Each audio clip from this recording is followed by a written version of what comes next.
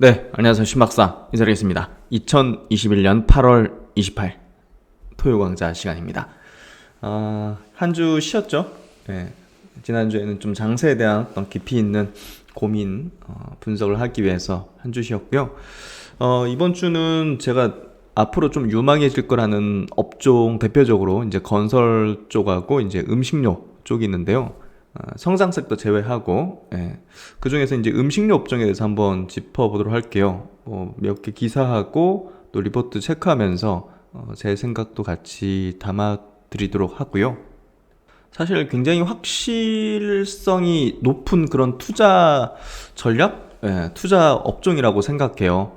뭐 결국은 이제 테이퍼링 연내 진행하고 또 이제 금리 인상은 차후에 하겠지만 결국은 인플레이션의 어떤 흐름으로 가고 있는 거거든요. 그래서 이미 금리 인상을 할 때쯤 되고 해버리면 이미 이제 뭐 인플레이션 관련된 기업이라든지 뭐 음식료 이런 것들도 그냥 상당히 올라가 있을 거라고 저는 생각을 해요. 결국은 증시는 이제 미리미리 선반영해서 이제 움직이니까. 그래서 나중에 막 인플레이션 된대, 뭐 금리 인상하는데 해가지고 그때 이제 뭐 관련주 찾거나 그러면 이제 늦은 거죠. 증시는 항상 6개월, 1년 먼저 어떤 군중이 뛰어드는, 군중이 생각하는, 군중이 받아들이는 시기보다 먼저 앞서가지고 우리가 전략을 구상하고 결정하고 실행을 해야 된다는 거죠. 그런 부분에서 볼 때 뭐 파월 의장이 아직은 뭐 인플레이션 뭐 걱정할 필요 없다 뭐 이런 얘기를 하지만 이 시대를 이미 증시에선 준비를 해나가야 된다는 거죠. 그 대표적인 업종이 이제 음식료 업종이라고 저는 계속 강조를 드려왔고, 음식료 업종이 이제 상승 사이클로 들어간다고 보고 있습니다. 7, 8년 만에 나타나는 그런 상승 사이클이고요. 뭐 간단하게 이제 내용 들어가기 앞서가지고 우리가 상식적이에요, 사실. 우리가 이제 먹는 음식들. 결국 이제 곡물가가 이제 작년에 굉장히 급상승했잖아요, 곡물가가. 그러면 이 곡물이라는 거는 우리 이제 가축이라든지 뭐 이런 것들에 들어가는, 그리고 이제 가장 기본적인 우리가 뭐 밀가루라든지 여러 가지 빵을 만드는 어떤 원료잖아요. 그러니까 이 곡물을 매입해 가지고 곡물을 투입하고 이렇게 이제 연쇄적으로 이제 작동되지 않습니까? 근데 곡물이 이제 매입하고 투입하는 시기에 약간 좀 시간 지연 효과, 레깅 효과라고 하죠. 이게 있기 때문에 증시에서도 기업들도 이 가격을 인상한다든지 이런 효과들이, 그리고 실적이 나타나는 어떤 효과들이 조금 이제 시간 지연이 있어요. 뭐 3에서 한 6개월 정도. 그렇기 때문에 음식료 업종의 어떤 사이클, 상승 사이클의 어떤 속도라든지 주가의 흐름은 조금은 우리가 뭐 기존에 작년에 봤던 성장 업종처럼 막 솟구치는 형태 막 이렇게, 이게 아니라 점진적으로 이렇게 가는 스타일로 저는 생각을 하고 있고, 과거에도 이제 그렇게 했었죠. 하지만 이제 막바지에는 굉장히 급등하는 그런 형태가 됐었는데, 저는 이제 굉장히 안정성 있는 높은 투자 전략 업종이라고 생각합니다. 그래서 이 업종에 대해서는 저는 굉장히 중요한 어떤 포트폴리오 전략을 갖고 있고 실행을 하고 있는 상황이고요. 이거에 대해서는 뭐 한 두세 달 전부터는 계속 강조드렸던 것 같아요. 그래서 오늘 이제 리포트와 관련 내용들 체크해 보면서 여러분들이 한번 이 업종에 대해서 이해해 보는 시간을 가져보시면 좋을 것 같고요. 같이 한번 공부해 보자는 거죠.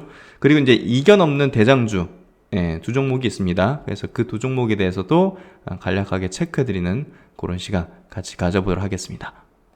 먼저 이제 기사 하나 보도록 하죠. 인플레이션 시대에서 도미노 물가 상승에 서민 허리 휜다 해서 뭐 달걀값도 많이 올랐잖아요.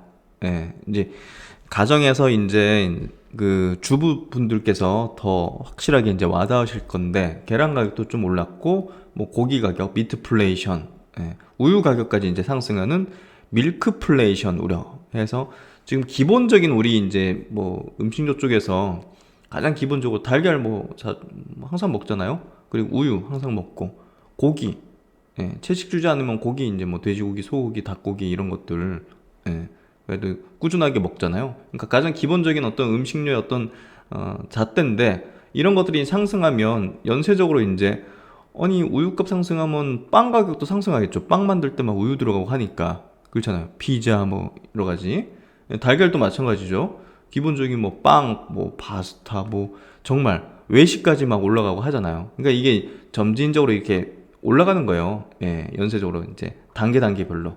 그래서 그런 부분에서 가장 기본적인 어떤 이 제품들의 가격이 이렇게 좀 올라가는 어떤 추세가 된다는 거는 전반적인 어떤 음식료의 어떤 가격이 인상할 수밖에 없는 그런 형국으로 흐름으로 가게 된다. 그래서 이제 이렇게 또 기사가 된 것 같아요. 도미노 물가 상승에 서민 허리가 휜다 해서 그래서 이제 약간 꼼수죠. 기업들은 이제 식품값을 올리면 또 반발하거나 이런 것들이 있기 때문에 오히려 이제 뭐 1,000원에 1,000원에 뭐 예를 듭니다. 1,000원에 뭐 밀가루 뭐 1kg다.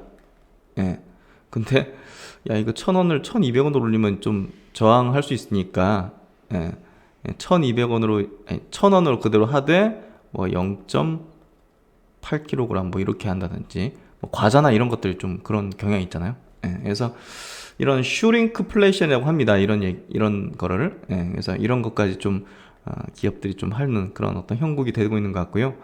어쨌든 지금 뭐 에그플레이션, 밀크플레이션, 미트플레이션, 뭐 슈링크플레이션 이런 것들이 좀 신조어가 탄생하면서 음식료 가격의 어떤 상승을 조금 얘기해주고 있다. 그렇게 좀 보면 될 것 같고요. 이렇게 이제 식료품의 기초 재료가 되는 원재료 가격 인상이 물가 상승에 압력을 가하는 식품 인플레이션이 이 같은 바람을 낳고가 있다.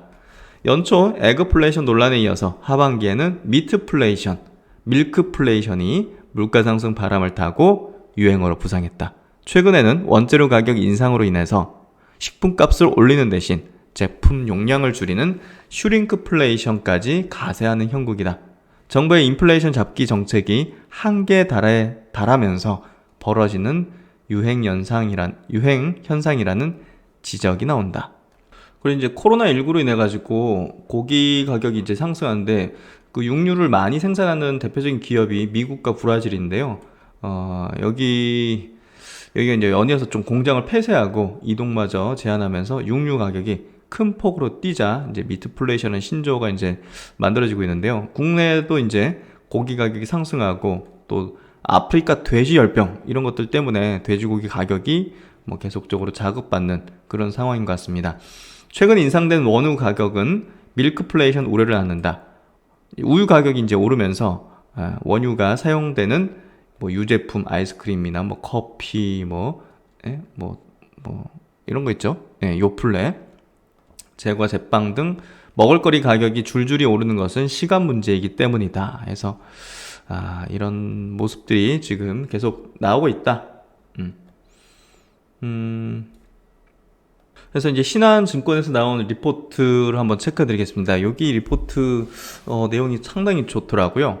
제목은 이렇습니다. 역사를 알면 미래가 보인다. 과거 이제 음식료 업종의 역사를 좀 어떤 과거 이제 어떤 그런 것들을 좀 알면 향후가 좀 보인다. 사이클적인 어떤 측면이 크기 때문에 그런 부분에서 리포트를 쓰셨는데 참 도움이 많이 되는 어떤 리포트고 비중 확대 의견으로 이렇게 냈습니다. 그래서 한번 들어가 보면요. 음식료업종 밸류에이션 프리미엄은 정당화된다. 가격 인상과 수익성 위주 전략의 콜라보 해서 가격 인상하는 그런 기조에다가 더해서 수익성 위주의 어떤 전략, 경쟁이 조금 약화됐기 때문에 그런 부분에서 밸류에이션을 높일 수 있는 그런 어떤 정당화되는 그런 부분으로 갈 것이다. 그래서 비중 확대로 커버리지를 개시하면서 일단 작년 상반기 코로나19에 따른 가공식품 수요 증가, 집 밖에 못 나가니까 가공식품 수요가 증가했죠. 내식으로. 그리고 이제 음식료 업종의 방어적인 성격이 부각되면서 전반적으로 작년 상반기에 굉장히 좋았습니다. 하지만 양호한 상반기 실적 발표 이후 대부분 음식료 업체 주가는 20% 이상 조정을 받았는데 이는 높은 베이스로 인해 이제 작년 높은 베이스로 인해서 이제 작년 하반기와 올해 상반기 실적 모멘텀이 그러니까 작년 동기 대비 이제 별로 좋지 않았고 전분기 대비 별로 안 좋고 뭐 이런 상황이 됐던 거죠. 워낙 이제 작년 상반기 코로나로 좋았다 보니까 그런 역기저가 좀 발생했던 거죠. 그래서 실적 모멘텀 둔화에 대한 우려, 그리고 곡물 가격 상승에 따른 실적 훼손 우려. 곡물가 상승에 따라서 여기 이제 실적으로 좀 연결되는 게 좀 시간 지연 효과가 있다. 아까 말씀드렸잖아요. 그런 부분들이 약간 우려가 되면서 주가가 조정받았는데요. 제가 볼 때는 어느 정도 조정을 마무리하는 국면인 것 같고요. 좋은 어떤 기회라고 저는 생각을 하고 있습니다. 그래서 사실 지금의 시점이 굉장히 저는 가격적으로 메리트가 높다고 생각해요. 그래서 최근에 조금 더 음식 요점을 강조드렸던 거는 이건 나중에 또 가격이 올라가면 또 이제 시장에서도 많은 뭐 기사나 뭐 리포트가 나오게 될 텐데 그때는 이미 제가 볼 때는 1-20% 이렇게 높은 가격에 사야 될 수 있기 때문에 지금같이 좀 떨어져 있는 대부분의 음식료 업종의 주가를 보면 떨어져 있어요. 그래서 그런 부분에서 메리트가 좀 높다 생각을 하고 있고요. 코로나19가 종식되어도 내식에 대한 수요는 굳건할 것이다.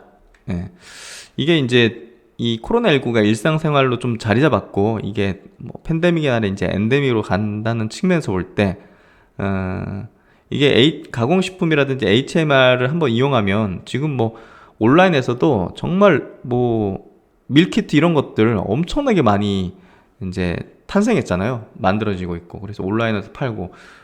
저도 이제 사보면, 와, 이거 뭐 내가 어디 식당 가서 먹을 필요가 있나 하는 정도? 그 정도의 퀄리티들이 거의 자리 잡았고. 그래서, 이 내식 수요가 상당히, 이렇게 먹어도 되겠네? 괜찮네? 이런 식이 되는 거죠. 그래서 제가 볼 때는 상당히 좀 이 내식에 대한 어떤 수요가 여기 얘기처럼 진짜 굳건하게 좀 자리 잡는 그런 게 좀 되는 것 같고, 그리고 이제 HMR 같은 경우는 꾸준하게 뭐 1, 2인 가구가 좀 늘어나고 있고 이런 것들이 또 이제 가공식품은 구조적으로 성장할 가능성이 높다 이렇게 좀 볼 수 있을 것 같아요. 그리고 이제 그 마트나 이제 백화점 가면 시식을 예전에 많이 했잖아요. 저도 뭐 가가지고 한 번씩 정말 다양하게 먹을 수 있었던. 근데 지금은 그런 게 없단 말이죠. 거의. 그거 하면 뭐 난리 날 수 있겠죠. 지금 코로나 상황에서.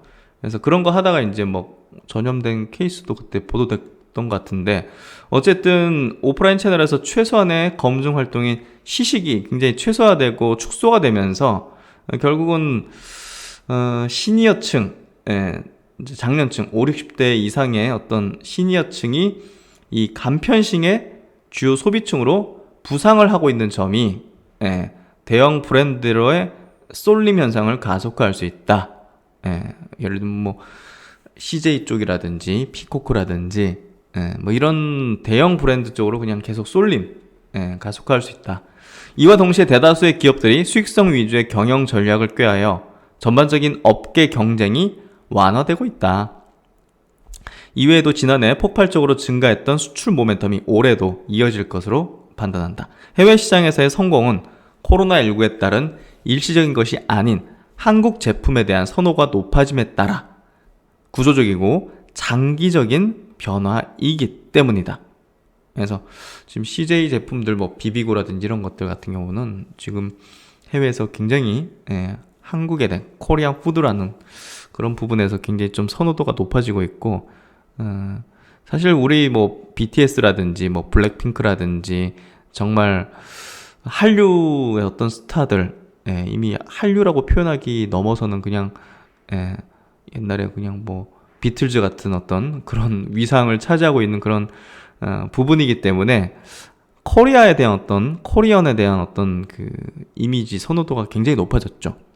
그리고 이제 코로나 방역도 굉장히 성공적으로 하면서 해외에서 인식하는 그런 이미지가 굉장히 깨끗하고 퀄리티 좋고 뭐 이런 어떤 그런 것들이 됐기 때문에, 특히나 이제 그런 것들이 음식료 쪽에 대해서 상당히 좀 호의적인 어떤 수출 여건까지 만들어내고 있다는 거. 그런 부분을 본다면 사실 음식료 업종 내에서 해외 쪽의 사업을 같이 하고 있는 기업, 그리고 그쪽의 어떤 성과들이 굉장히 좀 좋아질 가능성이 높거나 좋아지고 있는 그런 기업이 있죠. 그런 기업에 조금 더 우선순위를 둬가지고 투자를 해야 된다는 겁니다. 내수 쪽에서만 하는 기업 말고. 아셨죠? 저는 그렇게 생각해서 그런 쪽에 대한 포커스 전략들을 가지고 있고요. 해외 사업에 대한 밸류에이션 재평가가 필요하다고 판단한다. 적극 동감합니다. 그래서 현재 지금 음식료 업종이 굉장히 저평가돼 있어요. 와, 종목별로 밸류에이션을 체크해 보는데 이거 너무 저평가돼 있는 거예요. 제가 볼 때. 예. 지금 12개월 포워드 P 자체가 밸류에이션이 10배, 10.6배 정도. 코스피 밸류에이션 11배보다 더 낮아요. 디스카운트 되고 있다는 거죠. 그래서 전체 코스피보다 훨씬 더 디스카운트 되고 있다는 부분은 굉장히 메리트 높은 어떤 가격대를 지금 형성시키고 있다. 예, 저는 기회라고 생각합니다. 예, 그래서 금리 인상 기조 또 인플레이션 가는 어떤 흐름 속에서 음식료종을 싸게 살 수 있는 길지 않은 어떤 기간이 지금 이어지고 있다. 지난해 하반기부터 올해 상반기까지는 디스카운트에 거래됐죠. 이는 원재료 상승, 제품 가격 인상 통제가 겹쳤던 2009년 이후로 처음으로 디스카운트 국면에 진입한 것이었다. 10년 만에. 근데 이 국면이 오래 가지는 않을 겁니다. 과거 5개년 평균 코스피 대비 프리미엄 30%와 비교했을 때 밸류에이션 매력을 보이고 있다. 과거 음식료 업종의 밸류에이션 프리미엄이 정당화되었던 이유는 원가 상승을 가격 인상으로 전가할 수 있고 경기에 상관없이 안정적인 실적 흐름을 지켜나갈 수 있었기 때문이었다. 중국은요, 제가 중국 종목들을 분석하다 보면서 막 돼지고기 업체, 간장 업체 뭐 이런 거 있지 않습니까? 아니, 퍼가 막 40배, 50배, 60배, 70배예요. 그래가지고 이제 투자를 포기했는데 그런 것들 많이 떨어졌죠, 지금은. 이게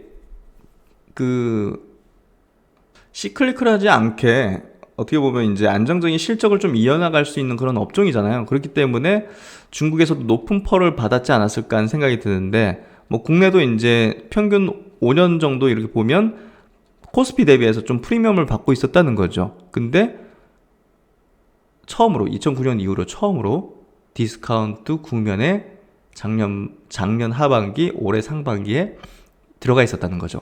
근데 이제 가격 인상 사이클에 들어가고 인플레이션 사이클에 들어가고 이런 부분들이 결국은 디스카운트 구간을 벗어나게 만들고 프리미엄을 받을 수 있는 밸류에이션 구간으로 들어갈 수 있게 하지 않겠는가, 요거죠. 그래서 업계 전반적인 경쟁 심화로 인해 판촉 비용이 증가하여 밸류에이션 프리미엄이 정당화되기 어려운 구조였다. 2016년, 17년 얘기죠. 하지만 당사는 올해 하반기부터 가격 인상 사이클에 돌입하여 음식료 업종의 밸류에이션 프리미엄이 재차 정당화될 수 있다고 판단을 한다. 과거 밸류에이션 프리미엄 축소 요인으로 작용하였던 낮은 가격 인상 가능성과 경쟁 심화 요인이 서서히 희석되고 있기 때문이다. 그래서 지금 가격 인상은 계속 하고 있어요.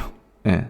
그리고 경쟁은 과거 대비 좀 많이 낮아진 어떤 그런 흐름과 판촉 경쟁을 한다든지 이런 식으로 가지 않고 있기 때문에, 그렇게 되면 이제 수익성도 좋아지고, 비용적인 부분에서 그런 부분을 따진다면 야, 이거 이제 좀 업사이클로 가겠는데 충분히 이제 이해 가능하죠. 그래서 이제 음식료 업종의 12개월 포워드 P 밸류에이션 어떤 추이를 보면 코스피 대비 프리미엄을 받았던 11년부터 해가지고 쭉 프리미엄 받고 있었죠. 회색이 이제 위에 있는 거는 프리미엄을 받았다는 건데 최근에 보면 디스카운트를 받고 있죠. 그러니까 이런 구간이 올해 이제 지속되진 않을 거다. 이런 구간이 있었으니까 턴을 할 것이다. 이렇게 좀 예상하는 거고, 국가별 음식료 업종의 지수 대비 프리미엄을 보면 이제 중국 보십시오. 굉장히 높죠.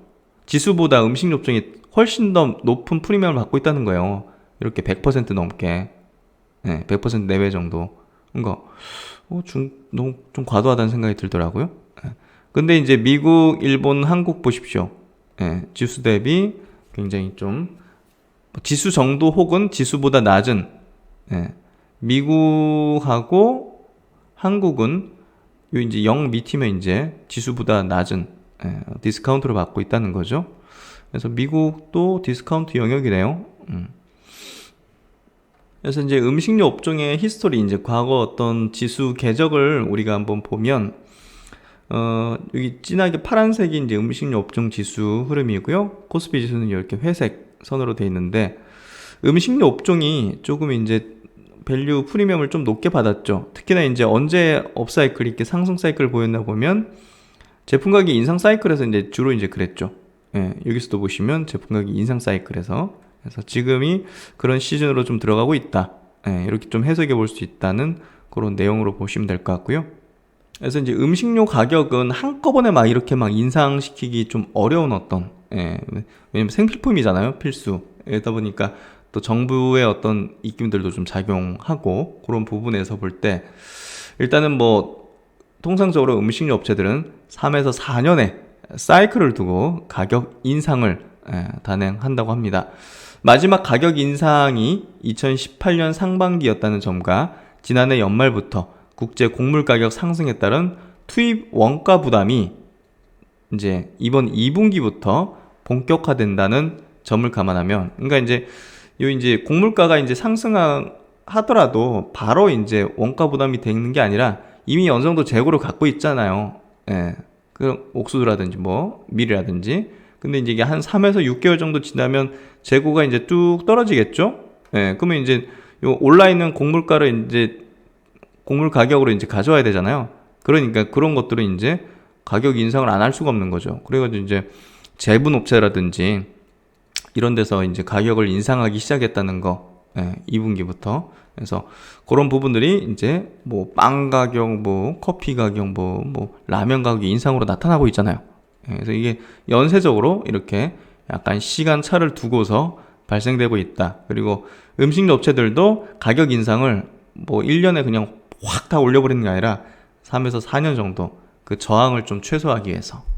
그래서 주가도 거기에 따라서 좀 점진적으로 올라가는 그런 스타일이다. 음식료가. 이렇게 좀 해석하면 될 것 같고요. 그래서 이제 하반기부터는 음식료 업체들의 전방위적인 가격 인상이 나타날 가능성이 높다. 음식료 업종의 가장 중요한 촉매인 가격 인상은 단기적인 실적 부진 우려를 충분히 상쇄하고도 남을 것이라 판단한다. 그래서 단기적인 실적 부진 우려는 이제 뭐 높아진 그 원재료가를 반영 못한 측면이 컸을 거 아니겠습니까? 근데 그런 것들에 대한 우려는 점점 이제 가격 인상하면 줄어들 수밖에 없으니까. 그리고 이제 수익성 위주 경영 전략은 밸류에이션 프리미엄 정당화 요인이다. 그럼 영업이익률 이런 것도 올라갈 수 있죠. 한편 대다수의 기업들이 수익성 위주의 경영 전략을 꾀하여 전반적인 업계 경쟁이 완화되고 있는 점 또한 업종 밸류에이션 프리미엄을 정당화시킬 수 있는 요인이다.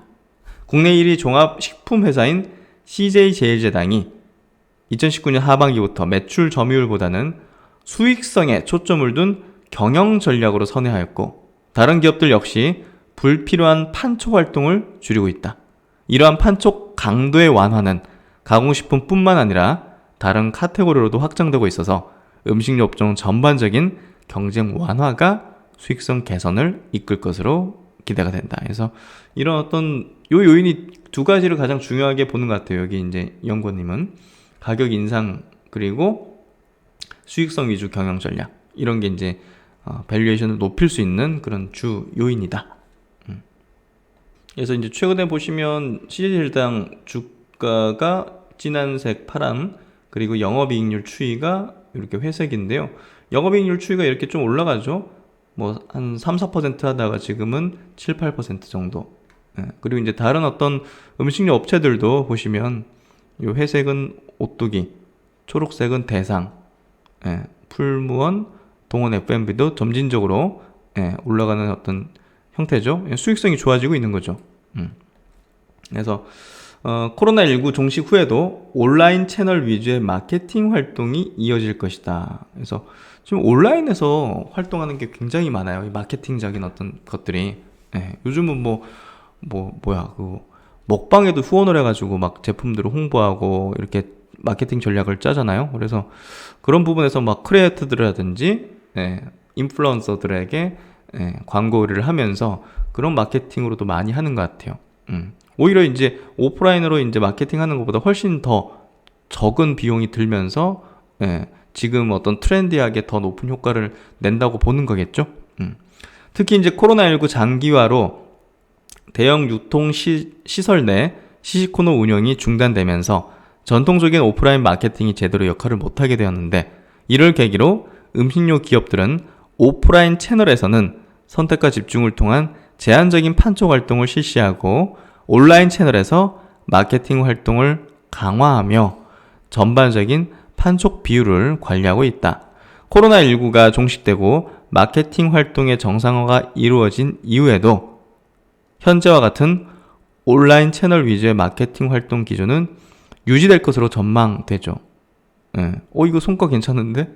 오프라인으로 그렇게 돈 쓰고 사람 다 뽑아가지고 하는 것보다 훨씬 나은데?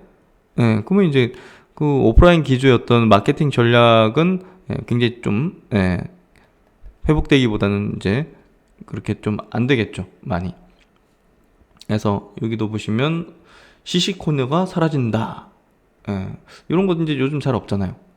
그래서 뭐 라이브 커머스라든지 먹방 영상이라든지 뭐 언박싱 영상, 얼마 전에 저도 그거 샀죠. 그 유튜브 영상 보고 미역국수, 미역국수를 샀죠. 그래서 미역국수를 가지고서 파스타를 만들길래, 야, 칼로리도 저렇게 없는데, 그래서 사서 먹었는데 만족했어요, 저는. 그래서 저도 뭐 이런 걸 보고 산 거죠. 그래서 그런 부분에서 참 나도 이런 걸 보고 샀네. 이런 생각이 좀 들더라고요.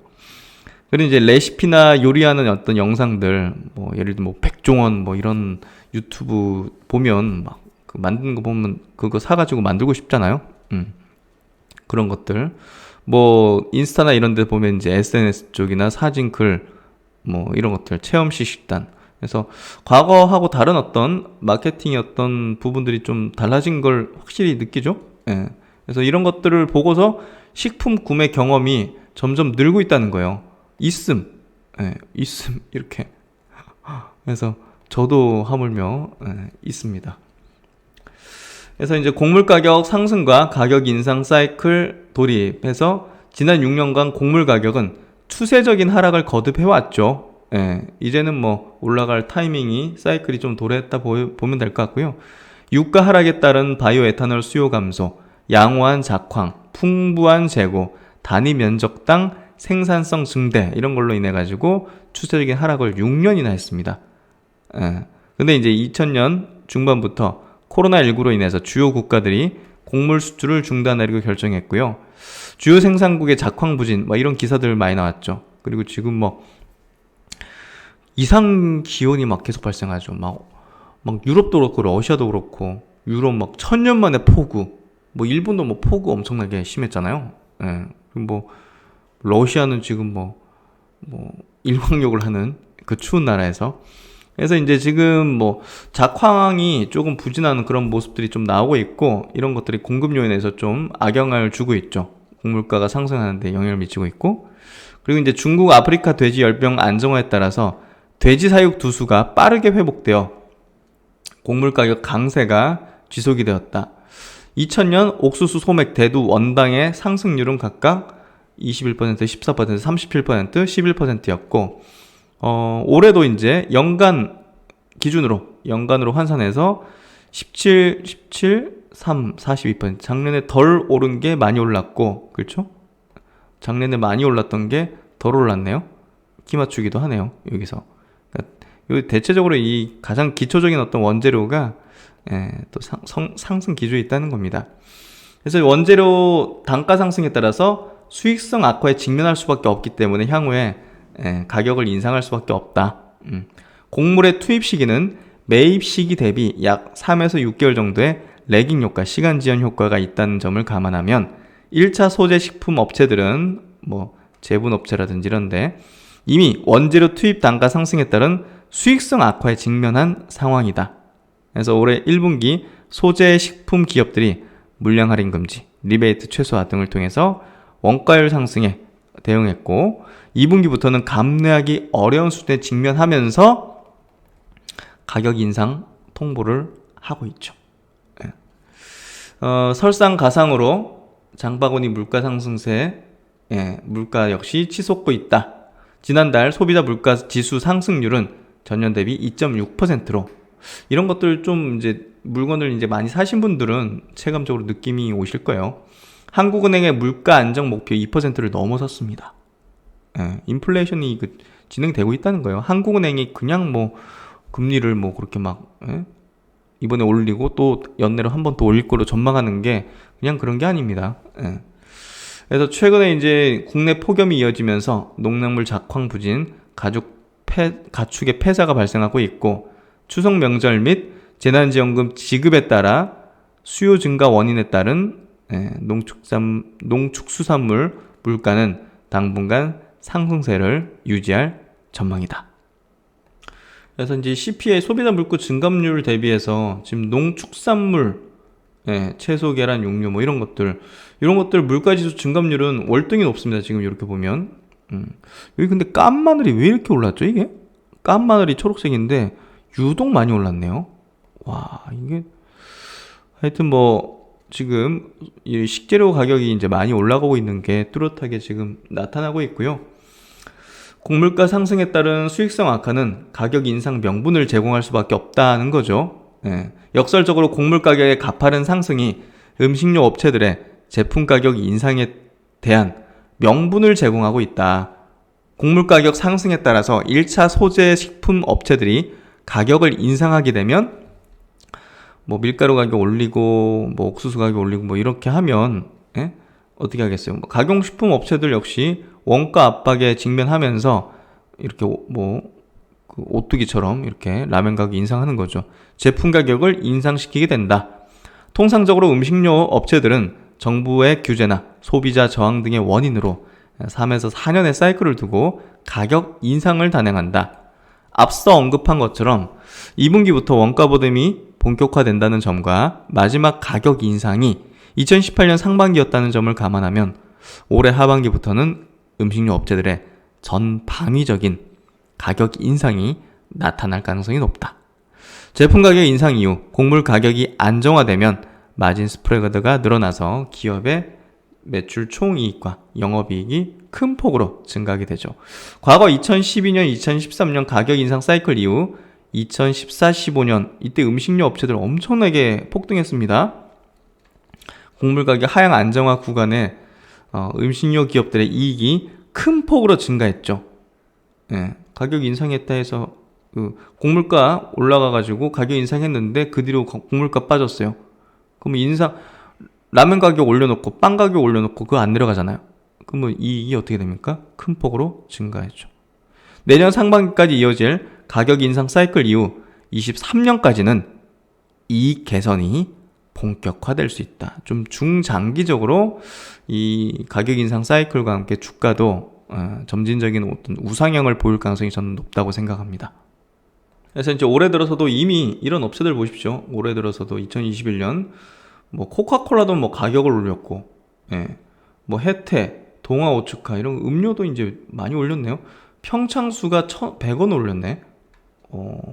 포카리 스웨트 이런 것들 뭐 안 먹어 잘 몰랐겠지만 음료 가격도 많이 올렸네요.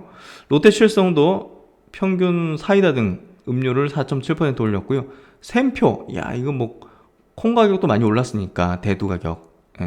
반찬 통조림 12종의 평균 가격을 35%면 너무 많이 올렸네. 풀무원 두부 14%, 콩나물 10% 인상. 삼립 파리바게뜨 평균 5.6% 인상. 오뚜기밥 7에서 9% 인상. CJ 햇반 6에서 7% 인상. 많이 올렸네요. 이게 알게 모르게. 뚜레쥬르 9% 인상. 일단은 빵 가격들을 좀 많이 올렸네요. 보니까. 그렇죠. 식용유, 대두 가격 올라가니까 식용유도 역시나 10%나 이렇게 인상했고, 보리 가격이 오르니까 또 맥주도 이제 가격을 좀 올리는 그런 것들. 면, 떡 제품 평균 8%, 스팸 9.5% 인상. 오뚜기도 뭐 소스나 뭐 이런 것들 어쩔 수 없죠. 20% 인상. 참치도 이제 가격을 올리네요. 10% 인상. 과자 가격도 홈런볼 등 10% 인상.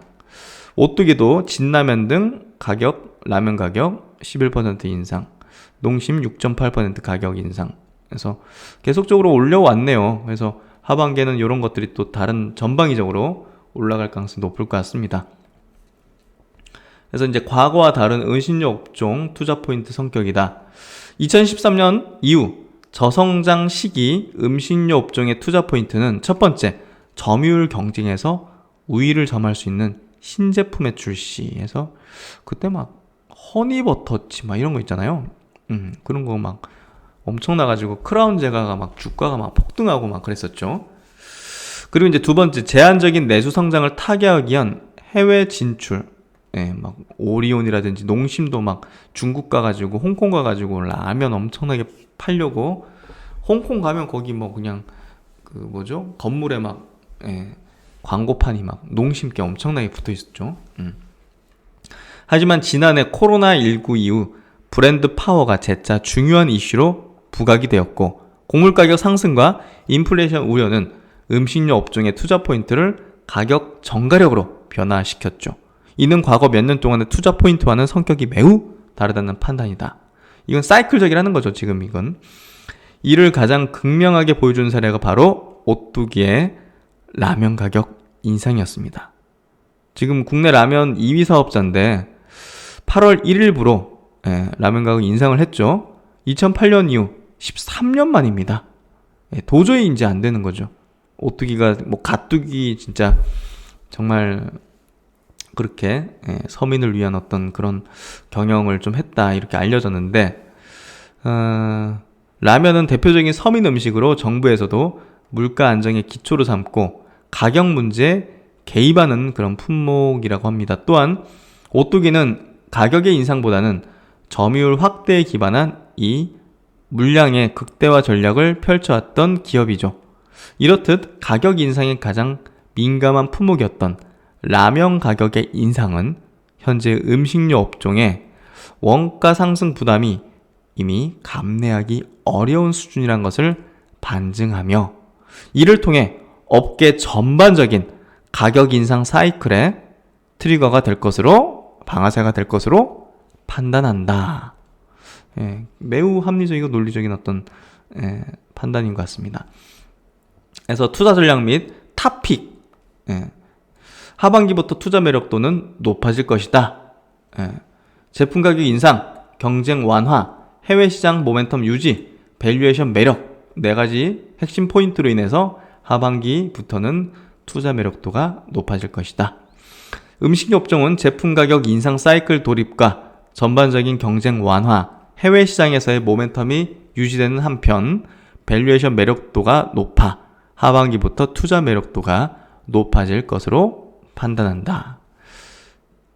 이 신한 리포트에서 탑픽으로 꼽는 종목은 CJ제일제당 그리고 이제 오뚜기입니다. 오리온입니다.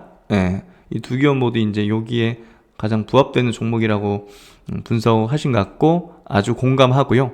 CJ제일제당은 대장, 저는 확연한 대장주라고 생각하고 이제 많이 얘기를 드린 것 같아요. 그래서 음식료 업종에 대한 투자를 결정할 때 저는 CJ제일당은 들어가야 된다고 생각해요. 가장 센터에 두고서 이제 나머지 밑그림을 그리는 거죠. 그래서 CJ제일당이 가장 핵심적인 어떤 대장주다 이렇게 생각하고요. 오리온도 이제 좋은 종목이라고 생각합니다. CJ제일제당은 작년 기저부담에도 불구하고 전 사업부에서 이익이 증가하고 있다. 그 바이오 쪽으로도 굉장히 좀 좋은 어떤 성과를 내기 시작했죠. SKU 구조조정, 저수익 채널 정리, 프로모션 합리화 등 수익성 위주 경영과 코로나19가 촉발한 간편식의 구조적인 수요 증가가 맞물리면서 국내 가공식품의 P와 Q가 동시에 상승하고 있고, 해외 가공식품 역시 그 미국의 쉬안스라는 그 냉동 피자 그 2위 업체를 인수하면서 그 인프라, 그 유통망 활용해가지고 지금 엄청난 성과를 내고 있죠. 그래서 요거 해외 가공식품 역시 구조적인 성장의 초입이다. 곡물 가격 상승에 따른 원가 부담 역시 적절한 가격 인상으로 전가하고 있죠.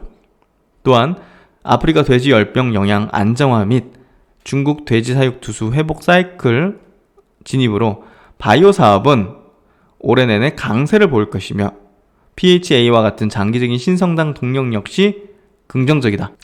이 PHA라는 건요, 100% 분해가 되는 이제 친환경 플라스틱이라고 하고요. 바이오 사업부가 이제 오랜 공을 들인 그런 신성장 동력이라고 보시면 될 것 같습니다. 이것도 이제 좋은 어떤 성과들을 내기 시작했고, 또 이제 그러니까 요 바이오 사업이 이제 라이신이라는 이 돼지 사료에 들어가는 어떤 물질이거든요. 그거를 또 상당히 좀 좋은 어떤 성과를 낼 수 있는 그런 중국 돼지 사육 두수 회복 사이클 진입이라는 또 강력한 어떤 모멘텀을 맞이하고 있다. 이렇게 보시면 될 것 같고, 풍부한 모멘텀에 비하면 밸류에이션이 지금 포워드 12개월 퍼로 9배, 투자 겸 매수에 목표 주가 62만원으로 커버지를 게시한다. 그래서 신한에서 커버하는 기업들 밸류에이션을 보면 일단 CJ제일제당이 포워드로 10배, 9배 내년, 그래서 굉장히 낮은 축에 속하는 그런 기업이고, 일단 KTNG는 뭐 담배 쪽이니까 뭐 저는 투자 좀 고려를 하지 않는 종목이고요. 좀 추천드리고 싶지는 않은 그런 기업이기도 합니다.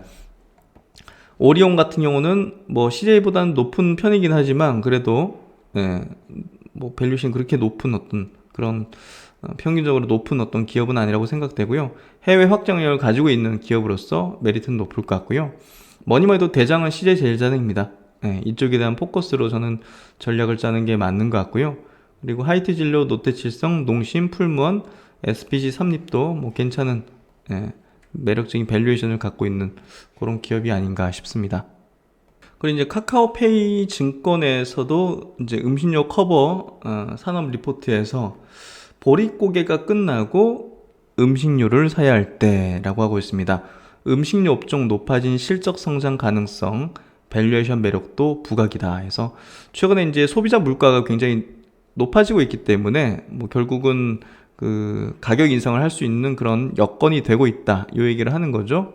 그래서 이제 21년 들어 주요 식료품 소비자 물가는 분기당 7에서 8%씩 상승하고 있다. 그래서 식료품 지금 물가가 굉장히 상승하고 있죠. 비록 원가 상승에 기인한 것이지만 소비자 가격 상승은 업종의 가격 정가력 회복을 의미하며 이로 인한 실적 개선은 하반기를 기점으로 내년 온전히 나타날 전망이다. 또한 원가율 상승폭도 줄어들고 있어서 긍정적이다. 그래서 이제 이익률 측면에서 좋다는 거죠. 한편 외식 업황은 3분기까지는 부진할 전망이나 이후 소비 이연과 시장 개편에 따른 실적 성장이 기대된다 해서 이렇게 세 가지 분류로 이렇게 나눠서요. 뭐 건기식 쪽 아주 좋죠. 그래서 음식료 쪽으로는 롯데칠성, 농심, 오리온을 좀 선호한다. 그리고 외식 쪽으로는 하이트진로, SPC 삼립을 관심권에 두고 있다. 그리고 건기식 쪽으로는 노바렉스, 그리고 코스맥스, MBT를 선호 종목으로 제시한다. 그래서 식자재 쪽은 CJ 프레시웨이, 그리고 신세계 푸드를 좋은 어떤 관점으로 바라보고 있는 것 같습니다. 그리고 이제 식료품 소비자 물가 지수 상승률하고 코스피 음식료 업종 지수 수익률의 어떤 추이를 이렇게 도식화했는데요. 굉장히 좀 흡사하게 돌아갔죠. 과거에도 2010년부터 2020년까지 어떤 뭐 비슷하게 좀 돌아간 것 같아요. 그래서 이번에도 식료품 가격의 물가 지수가 올라가는 측면이 코스피 음식료 업종을 올려준다는 어떤 흐름으로 가지 않겠는가. 이게 이제 분석 생각이죠. 전망이죠. 그래서 같이 한번 이렇게 식료품 또 음식료 쪽에 대한 얘기들 한번 내용들 한번 살펴봤고요. 음료 상승 사이클이 조금 가시권에 들어오는 거 조금 느낌이 오시죠. 실제 우리 생활하면서도 느낄 수 있고 체감할 수 있는 그런 내용이다 보니까 더 와닿을 수 있는 부분이 아닐까 싶은데요. 여러분도 이제 장을 보거나 어떤 식료품을 사거나 이제 할 때 어떤 이런 부분도 주식하고 연결하는 것도 한번 해보시면 참 좋을 것 같아요. 네, 하여튼 뭐 이번 내용도 많은 도움이 되셨길 바라고요. 즐거운 토요일 계속 이어나가시고 신박사는 또 다음 시간에 뵙도록 하겠습니다. 많은 도움이 되시길 바라고요. 시청해주셔서 감사드립니다.